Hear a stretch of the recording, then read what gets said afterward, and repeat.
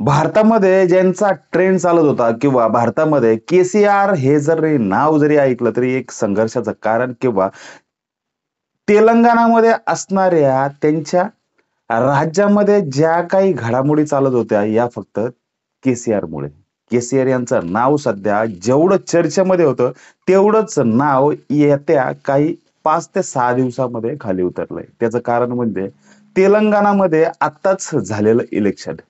जे काही राजकारण झालं, या राजकारणामध्ये के-सी-आर यांचा दारुण पराभव झालाय किंवा के-सी-आर यांना त्यांची हुकूमत किंवा त्यांचं या राज्यावरती असणारं स्थान हे काही एका माणसाने हिरावून सुद्धा घेतलं. महाराष्ट्रामध्ये के-सी-आर यांच्या पक्षाची किंवा के-सी-आर यांच्या संघटनेची कितीतरी माणसं सुद्धा काम करतात. याचाच अर्थ महाराष्ट्रामध्ये सुद्धा के-सी-आर यांनी त्यांची आपली जादू सुद्धा दाखवली होती. परंतु तेथे असणारे रेवंत अण्णा रेड्डी यांनी याच के-सी-आर यांना मोठा धक्का दिलाय. के-सी-आर यांनी जोपर्यंतचा के-सी-आर यांचा आतापर्यंतचा जो काही प्रवास आहे, हा प्रवास हा तेलंगणासाठी उत्कृष्ट जरी असला तरी लोक किंवा मतदार राजा हा कधीही चेंज होऊ शकतो किंवा एखाद्या नेत्यावरती किंवा एक नवीन चेहरा लोकांसमोर आणण्यासाठी या मतदार राजाचा नेहमीच हात असतो. हे भारताने कितीतरी वेळा दाखवून सुद्धा दिलाय. याच तेलंगणामध्ये आत्ता झालेलं विधानसभेचं इलेक्शन किंवा जे काही मोठं राजकारण झालं, याच राजकारणामध्ये के-सी-आर यांच्या साम्राज्याला धक्का लावत रेवंत अण्णा रेड्डी यांनी एक मोठी चाल खेळत येथे आपली हुकूमत आता गाजवणार किंवा रेवंत अण्णा रेड्डी यांनी जे काही आतापर्यंत प्रयत्न केले, या त्यांच्या प्रयत्नांना यश मिळालंय असंच आपल्याला येथे सांगता येईल. नक्कीच बघू हे रेवंत अण्णा रेड्डी यांचा इतिहास आणि रेवंत अण्णा रेड्डी यांनी तेलंगणा इलेक्शन कसं जिंकलं. नमस्कार, मी समीर खंडागळे. समीर खंडागळे ऑफिशियल या युट्यूब चॅनलवरती तुम्ही जर का नवीन जर का असाल तर या चॅनलला नक्कीच सबस्क्राईब करा. रेवंत रेड्डी ज्यांचं नाव आता सध्या पूर्ण भारतामध्ये झालंय, कारण एक नवीन संघर्ष त्यांनी तयार केला. ह्याच रेवंत अण्णा रेड्डी हे नक्की यांचा इतिहास आपण थोडक्यात जाणून घेऊया.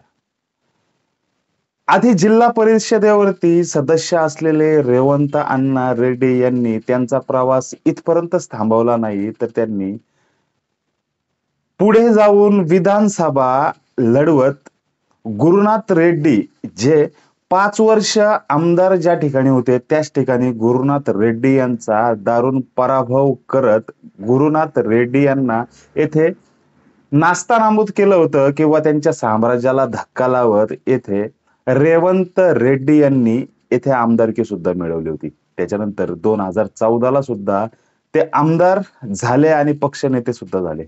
त्याच्यानंतर त्यांनी 2015 नंतर त्यांनी काँग्रेसमध्ये प्रवेश केला आणि त्याच्यानंतर एक तरुण उभारता नेता किंवा आपला कार्यकर्ता म्हणून राहुल गांधी यांनी यांना मोठी जबाबदारी सुद्धा दिली. त्याच्यानंतर ते तिथले राज्याचे अध्यक्ष सुद्धा झाले. काँग्रेस पक्षाची हातमिळवणी करून त्यांना राहुल गांधी यांनी जवळ सुद्धा घेतले आणि एक पक्षाची जबाबदारी सुद्धा या रेवंत अण्णावरती या काँग्रेस पक्षाने टाकली होती.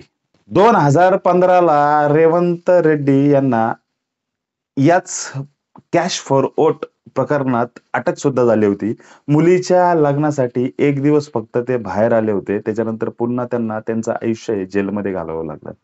कितीतरी दिवस जेलमध्ये असणाऱ्या माणसाने पुन्हा एकदा 2018 ला बाहेर आल्याच्या नंतर त्यांनी आमदारकीचं इलेक्शन लढवलं. या राजकारणामध्ये त्यांचा 9,000 मतांनी पराभव झाला. त्याच्यानंतर पुन्हा त्यांनी 2019 ला आमदारकी न लढवत 2019 ला खासदारकी लढवली आणि 9,000 आमदारकीला पडलेला माणूस हा 10,000 लोकसभेला निवडून आला. सध्या होणाऱ्या आत्ताच्या इलेक्शन मध्ये किंवा जे काही 5 राज्यांचं इलेक्शन लागलं होतं त्याच्यामध्ये तेलंगणामध्ये फक्त काँग्रेसचे हे 5च आमदार होते. या 5 आमदारांना बरोबर घेऊन त्यांनी तिथे त्यांचा कार्यकाळ हा सुरू ठेवला. स्वतः याच विभागामध्ये किंवा या राज्यामध्ये लक्ष घालत एक चांगली संघटना मजबूत केली आणि केसीआर यांना धक्का लावणं किंवा केसीआर यांना हरवणं येथे इतकं सोपं नव्हतं. ज्या नेत्याची किंवा ज्या केसीआर यांची पूर्ण भारतालाच ओळख झाली होती किंवा तेलंगणामध्ये ज्यांचं साम्राज्य ज्यांनी नवीन तयार केलं होतं, याच केसीआर यांना येथे मोठा धक्का हा रेवंत रेड्डी यांनी लावला. परंतु हे सगळं झालं कसं? तर झालं असंच की येथे होणारी मोठमोठ्या सभा किंवा राहुल गांधी यांना प्रत्यक्ष तिथे बोलवून मोठमोठ्या सभा घेण्यात आल्या.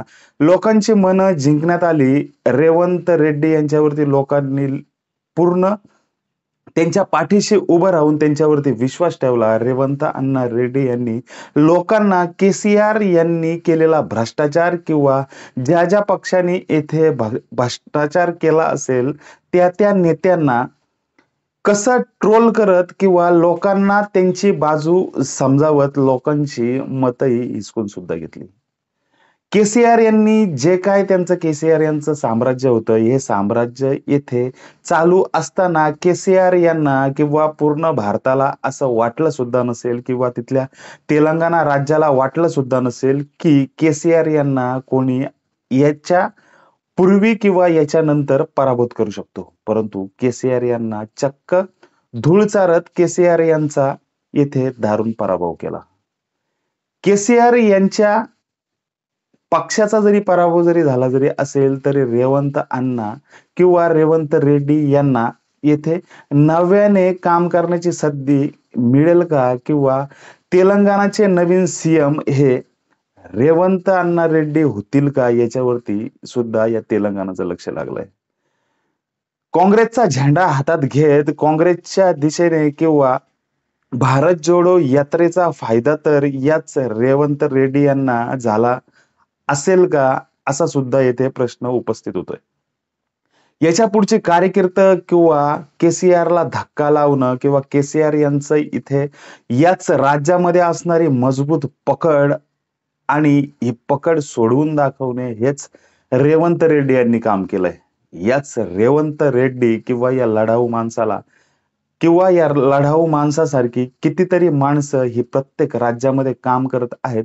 काँग्रेस पक्षाचं बळ वाढेल की काँग्रेस पक्ष अजून येणाऱ्या विधानसभा किंवा लोकसभा याच्यावरती अधिराज्य गाजवेल आणि सत्ता हातात घेतोय की हीच सत्ता त्यांच्या हातातून निसटते, हे सुद्धा बघायला मिळेल. धन्यवाद.